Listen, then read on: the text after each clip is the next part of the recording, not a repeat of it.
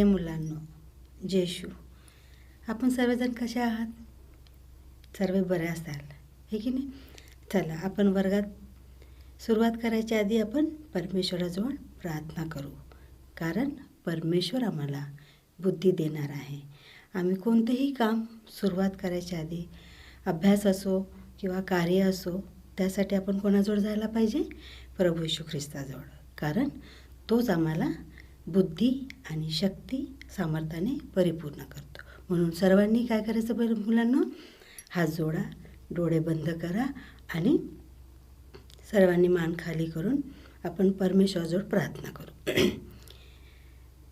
पवित्र पवित्र सेनाधीश परमेश्वरा, आम्ही तुझी उपकार स्तुती करतो की ही सुंदर वेळ दिली तुझ्या चरणाजवळ येण्याची प्रभू. आणि विशेष कर ह्या लेकरांना बुद्धी दे, ज्ञान दे, जेणेकरून जे काही शिकतील त्यांच्या लक्षात राहू दे प्रभू. आणि त्यांच्या ध्यानात राहून त्यांनी आपल्या जीवनामध्ये आणि प्रभूजी त्यांच्या मार्गामध्ये तू त्यांचं सहाय्य आणि मदत कर. जे काही शिकतील त्यांच्या लक्षात राहू दे प्रभू. या लहान लेकरांना तू पवित्र हातात घे आणि मार्गदर्शन कर. पुढची वेळ तुझ्या हातात सोपवते आणि ही नम्र विनंती तुझ्या प्रभूचरणी समर्पित करते. आमेन. मुलांनो, आज आपण धडा शिकायच्या आधी एक प्रश्न विचारते. आपल्याला माहिती आहे प्रभू येशू परमेश्वराने या जगाचा निर्माण कसा केला? आपला परमेश्वर आपला जीवनदाता आहे. जीवनदाता आहे, तो आपल्याला जीवन दिलं. पण त्याआधी परमेश्वराने सर्वात प्रथम प्रारंभी त्याने स्वर्ग आणि पृथ्वी निर्माण केली आणि त्यासोबत त्याने प्राण्यांनासुद्धा निर्माण केलं. प्राणी म्हटलं तर आपण बघूया मुलांनो, परमेश्वर जेव्हा जगाचा निर्माण केला तर सर्वात प्रथम आपण निसर्ग बघूया. निसर्ग म्हणजे सगळ्यांना प्रश्न वाटेल. निसर्गामध्ये आपण बघू की काय काय सुंदर सुंदर निसर्गामध्ये दिसते, जसे की फुलांचे झाड, फळांचे झाड आणि अनेक प्रकारे आम्हाला नैसर्गिकमध्ये दिसतात. आणि विशेष करून त्यामध्ये प्राणीसुद्धा निसर्गामध्ये दिसतात. प्राण्यांनासुद्धा परमेश्वराने निर्माण केलं. सर्व काही त्यानेच निर्माण केलं. आणि प्राणी लहानाचे मोठे होतात, इकडे तिकडे फिरतात आणि खेळतात. आपण बघतो की प्राणीसुद्धा आपल्या जीवनामध्ये कसं याने आनंदाने आणि खेळत इकडे लपतात तिकडे लपतात, अशा प्रकारे सगळ्या प्राण्यांना निर्माण करून सर्व काही परमेश्वराने निर्माण केलं. त्यासोबत परमेश्वराने आपल्यालासुद्धा जीवन दिले आणि आपल्यालासुद्धा निर्माण केलं. प्रत्येकांना निर्माण केल्यानंतर परमेश्वराने मनुष्याला मनुष्याला जीवन दिलं. मनुष्य काय केलं? इकडे तिकडे फिरतात आणि मग कष्ट करतात, काम करतात आणि अलग अलग मनुष्य म्हटलं की एक मनुष्याचा विचार येतो. मनुष्य कसा असायला पाहिजे, मनुष्य कसा असतो, तो विचार करतो आणि काम करतो. अनेक त्याच्या जीवनामध्ये कार्य बघतो आणि परमेश्वराने ते जीवन आम्हाला दिल्याने आपल्याला निर्माण केले. आपल्याला माहिती आहे मुलांना, परमेश्वराने मनुष्याला कसं निर्माण केलं? बघा, मी सांगते. परमेश्वराने निर्माण करायच्या आधी मनुष्याला सर्वात प्रथम त्याने जमिनीतली काय घेतली? माती. काय घेतली? माती. माती म्हटलं की आपल्याला वाटेल आपण लहानपणीसुद्धा खेळतो मातीमध्ये, आणि असं कसं परमेश्वराने मातीपासून मनुष्याला निर्माण केलं? हा प्रश्न तुमच्या मनात आला असेल. पण परमेश्वराने मातीद्वारेच मनुष्याचा निर्माण केला. ते माती त्यांनी जमा केली आणि त्या मातीद्वारे मनुष्याला तयार केलं.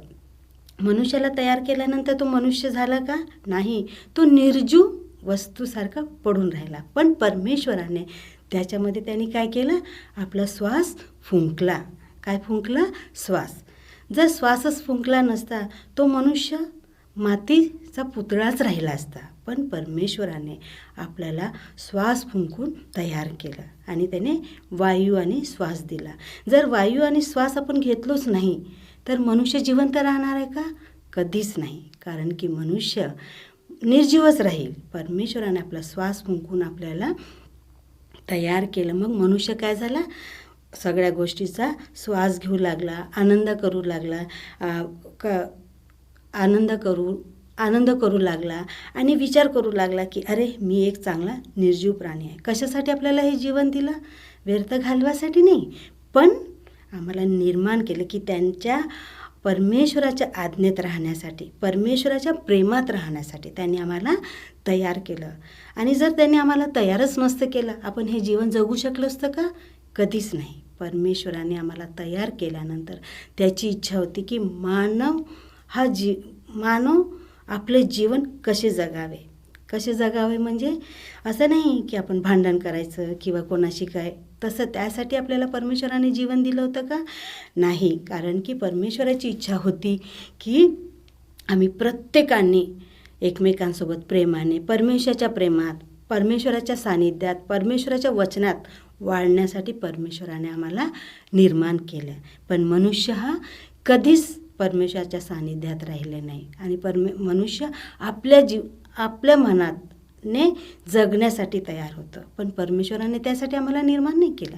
ह्यासाठी निर्माण केलं की आपण त्याच्या सानिध्यात, प्रेमात आणि सहवासात राहून त्याचा आनंद घेऊ आणि तो आमच्या कार्याद्वारे, आमच्या व्यवहाराद्वारे परमेश्वर आनंद होईल असं जीवन जगण्यासाठी त्याने आम्हाला दिलं आहे. आपण बघूया, आपल्याला माहीत आहे आदम हवेला सुद्धा एक सुंदर बागेत ठेवलं होते ना. पण तेव्हा ते काय करत होते? सुंदर त्या बागेत बघून त्यांना खूप आनंद झाला. इतका आनंद झाला की ते बगीचा बघून की अरे आम्ही किती सुंदर बागेत आहो, आम्हाला सर्व गोष्टीने परिपूर्ण केलं. तिथे प्रत्येक जीवजंतूसुद्धा होते, सुंदर सुंदर फळं होते, सुंदर सुंदर झाडं होते. त्या झाडांमध्ये आदम हवा इतके सुंदर व्यवस्थित जीवन जगत होते. त्यांना कशाचाच त्रास नाही, कारण त्रास नव्हता. ते नेहमी परमेश्वर त्यांना येऊन भेटत होता. तेव्हा त्यांना खूप आनंद होता, कारण ते आदम आणि हवा काय करत होते? परमेश्वराच्या सानिध्यात होते. परमेश्वराचे हाक मारले की ते ऐकत होते आणि त्यांना परमेश्वराचा आवाज ऐकल्यावर खूप आनंद व्हायचा आणि खूप उत्सुक होऊन परमेश्वराची ते लोक वाट बघायचे. आणि असा सुंदर एदेन बागेत त्यांचं जीवन इतकं सुंदर व्यतीत करू लागले आणि चांगल्या प्रकारे ते आपले जीवन जगू लागले. आणि तिथं प्रत्येक सुंदर त्या फळाद्वारे सुंदर जीवजंतूला नावं देऊ लागले, नावासहित त्यांना हाक मारू लागले. अशा प्रकारे आदम हवा त्या सुंदर एदेन बागेत त्यांनी आपले जीवन व्यतीत केले. परमेश्वराने मनुष्याला आणि आदम हवेला जीवन कशासाठी दिलं? की आम्ही त्याच्या प्रेमात वाढण्यासाठी. ह्यासाठी नाही दिले की आम्ही आपले जीवन आपल्या मनाने आणि आनंदाने जगण्यासाठी, विश्वासात जगण्यासाठी मनुष्याला आणि आदम हवेला हे जीवन दिलं होतं. म्हणून परमेश्वर खूप आनंदित होता, खूप खुश होता. का? की आदम आणि हवा त्याच्या आज्ञेत राहत होते, त्याला ऐकत होते, त्याला नेहमी त्याची वाट पाहत होते. कारण की परमेश्वर हेच आपल्याकडून इच्छितो की आम्ही त्याच्या सानिध्यात, त्याच्या प्रेमात, त्यांच्या संगतीमध्ये राहण्यासाठी. अशा प्रकारे आदम आणि हवाने सुद्धा आपले जीवन चांगल्या प्रकारे व्यतीत केलं. कारण की परमेश्वर आमचा जीवनदाता आहे. परमेश्वर जर जीवनदाता नसता तर आपण जिवंत प्राणी झालो असतो का मुलांनो? कधीच नाही. कारण आपण निर्जीव राहिलो असतो आणि आपल्या जीवनामध्ये परमेश्वराचा वासच नसता तर आमचं जीवन कसं झालं असतं? व्यर्थ झालं असतं. म्हणून परमेश्वराची इच्छा आहे की मनुष्य आपल्या जीवनामध्ये अधिक आपण त्याच्या सानिध्यात, त्याची हाक, त्याची वाणी ऐकण्यासाठी परमेश्वराने आपल्याला हे सुंदर जीवन दिलं. आपण काय शिकलो मुलांना या धड्यापासून? की आम्ही परमेश्वराच्या सानिध्यात राहणे, दुसऱ्यांशी खोटं बोलू नये, दुसऱ्यांशी भांडू नये. तर आम्ही प्रत्येकाशी कसं राहू? परमेश्वराची काय इच्छा होती? की आम्ही प्रेमाने, आनंदाने, परमेश्वराच्या सहवासात आणि त्याच्या सानिध्यात राहण्यासाठी परमेश्वराने हे सुंदरसं जीवन आम्हाला दिलं की नाही लेकरांनो? मग आता तुम्ही मला सांगा की तुम्ही कशा प्रकारे आपल्या जीवनामध्ये, आता तुम्ही लहान आहे आपल्याला माहीत आहे, पण ह्या लहानापासूनच आपल्याला काय करावं लागतं? छोट्या गोष्टीपासून आपल्याला शिकावं लागते की मी काय करणार आहे, मी कशी वागणार आहे, मी आईवडिलांची आज्ञा मानू किंवा नाही. ज्या रीतीने आदम आणि हवाने परमेश्वराची आज्ञा मानत होते, त्याची आज्ञा पाळत होते, तसंच आपण सुद्धा परमेश्वराची आज्ञा पाळण्यासाठी परमेश्वराजवळ काय केली पाहिजे? प्रार्थना केली पाहिजे. परमेश्वर आपल्याला बुद्धी देईल, आपल्याला शक्ती देईल, तेव्हाच आम्ही काय करू? परमेश्वराच्या सानिध्यात, त्याच्या प्रेमात आपण राहू आणि त्याच्या सहवासात वाढू. जेव्हा आम्ही त्याच्या सहवासात वाढतो तेव्हाच आम्हाला लोकांसोबत व्यवहार करण्यासाठी परमेश्वर आम्हाला शक्ती देतो. हो की नाही मुलांनो? मग आज आपण आजच्या धड्यात काय शिकलो? की आपण परमेश्वराच्या सानिध्यात राहायचं. हो की नाही लेकरांना? समजलं की नाही तुम्हाला? हां, मग आपण चला आता शेवटचं आपलं वर्ग समाप्त करायच्या आधी आपण काय करायला पाहिजे?